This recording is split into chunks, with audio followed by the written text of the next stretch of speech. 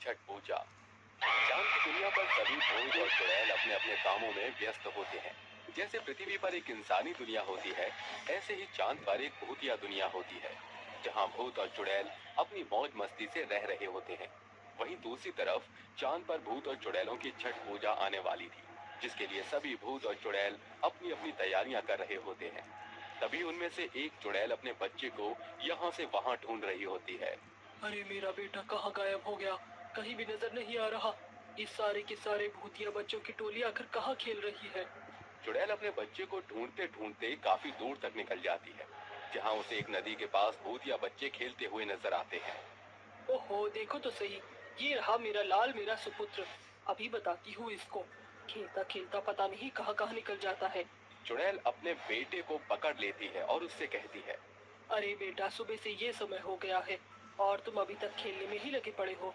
क्या तुम्हें भूख प्यास कुछ नहीं लगती? लगती है ना माँ, इसलिए हमने यहाँ कुछ जानवरों का शिकार करके भोजन कर लिया है। अरे वाह, मेरा बेटा तो अब खुद शिकार करने लगा है। इसका मतलब तुम बड़े होते जा रहे हो। तभी चुड़ैल अपने बेटे को वहां से लेकर जा ही रही होती है कि तभी अचानक से एक बहुत बड़ा सांप आता है और चुड़ैल के बेटे को काट के चला जाता है, जिसके बाद चुड़ैल का बेटा वहीं बेहोश हो जाता है और उसका पूरा शरीर नीला पड़ जाता है। हे भगवान, ये सब क्या हो गया? करण, करण, उठ बेटा, ये तुझे क्या हो गया है? करण, उठ ना। चुड़ैल अपने बेटे को किसी तरह उठाती है और वहां से उसे ले जाती है, जिसके बाद सभी भूत और चुड़ैल करण की हालत देखकर चुड़ैल से कहते हैं, ओहो, इसको तो कोबरा ने काटा है, अब इसका बचना तो नामुमकिन है। तुम्हें ऐसा कहने की कोई जरूरत नहीं है, मेरे बच्चे को कुछ नहीं होगा। अब तो इसका बचना नामुमकिन है। चुड़ैल बहन, मेरी मानो, इसे सीधा दफना दो। एक बार कोबरा किसी को काट ले तो फिर उसका जहर पूरे शरीर में फैल जाता है, और फिर भूत हो या इंसान, और ये तो एक बच्चा है, कोई नहीं बचता उसके जहर से। हाँ हाँ, बिल्कुल यही सही होगा। इसे चांद की इस धरती पर दफना दो। अब तुम्हारा बेटा मुक्त हो चुका है। मैंने कहा ना तुम लोगों से, मेरे बेटे को कुछ नहीं हो सकता। जाओ, चले जाओ यहाँ से। मैं अपने बेटे को अपने सीने से लगा कर रखूंगी। चुड़ैल अपने भूतिया बच्चे को अपने सीने से लगाकर रखती है, जिसके बाद देखते ही देखते कुछ दिन बीत जाते हैं और छठ पूजा आने वाली होती है। तभी सभी भूत और चुड़ैल छठ पूजा की तैयारी में लगे होते हैं। कोई नए नए कपड़े खरीद रहा होता है तो कोई छठ पूजा के लिए अच्छे और ताजे फल खरीद रहा होता है। चुड़ैल ये सब अपनी खिड़की के बाहर से देख रही होती है, जिसके बाद उसे बहुत अफसोस होता है।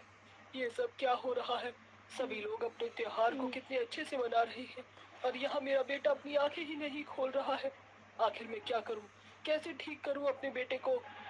चुड़ैल ऐसा सोच ही रही थी कि तभी उसकी चुड़ैल सहेली निर्मला उसके पास आती है और उससे कहती है, अरे, तुम यहाँ अकेली क्या कर रही हो?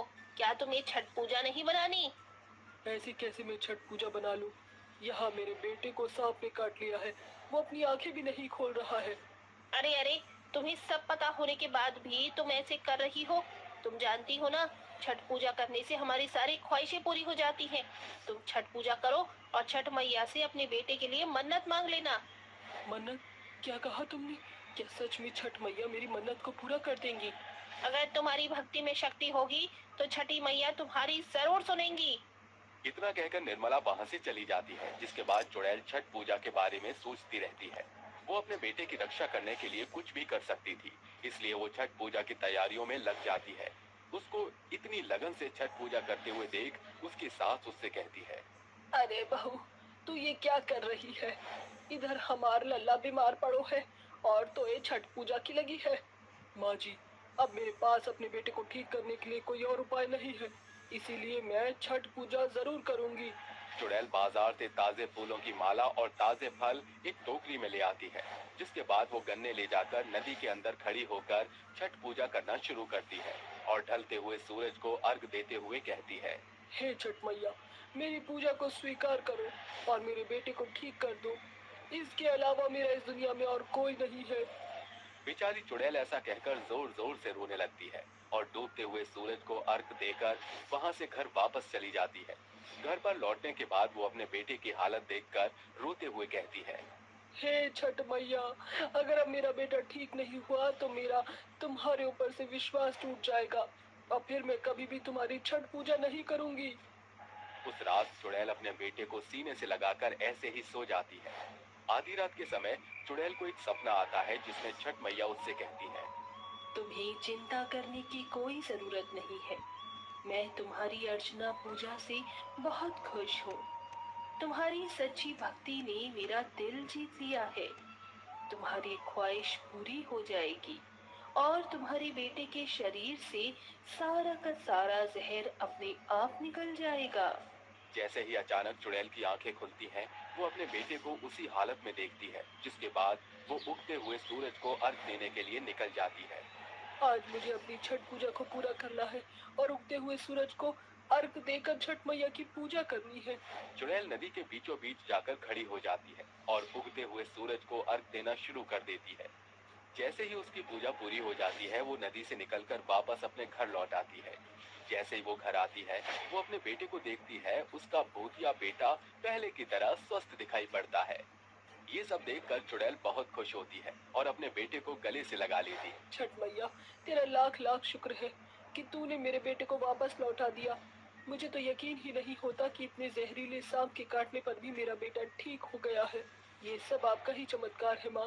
तभी छठ मैया चुड़ैल के सामने प्रकट होती हैं और उससे कहती है, जब भक्ति और श्रद्धा साफ दिल से हो तो मुझे अपने भक्तों की सुनने में कोई आपत्ति नहीं है। तुम मेरी सच्ची भक्त हो और तुमने मेरी पूजा को बहुत अच्छे से किया। जाओ, तुम्हारी जिंदगी में कभी भी कोई दुख दर्द नहीं होगा। उस दिन के बाद से चांद के ऊपर सभी भूत और चुड़ैलों का विश्वास छठ मैया पर और ज्यादा बढ़ जाता है और हर साल वो सभी मिलकर छठ मैया की बहुत अच्छे से पूजा करते हैं। वहीं दूसरी तरफ चुड़ैल अपने परिवार के साथ चांद पर खुशी खुशी रहने लगती है। उसकी सभी परेशानियां दूर हो जाती हैं। भूत और चुड़ैलों का गांव।